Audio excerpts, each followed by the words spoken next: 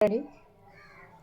ఈ ఉదయకాల వాగ్దానం దుష్టుల ఆలోచన చెప్పున నడవక, పాపుల మార్గమును నిలువక, అపహాసులు కూర్చుండు చోట కూర్చుండక, యెహోవా ధర్మశాస్త్రము దేవారాత్రులు ధ్యానించేవారు ధన్యులని కీర్తన గ్రంథం 1వ అధ్యాయంలో రాయబడి ఉన్నదండి. నిజమే కదండి. పాపుల మార్గంలో నిలిచి అపహాసుల చోట కూర్చుని ఏవేవో కబుర్లు చెప్పుకుంటే మనం కూడా వాళ్ళలో కలిసిపోతామండి.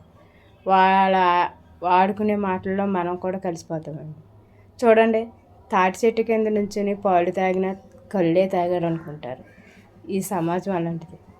అందుకని దుష్టుల ఆలోచన చెప్పి నడవక, పాపుల మార్గంలో నిలవకోకుండా ఉండటానికి మన దేవుణ్ణి వాక్యం చదివి దేవరాత్రులు జ్ఞానిద్దామండి. దేవుని మహిమపడదాం. దేవునికి మహిమార్థమై జీవిద్దాం.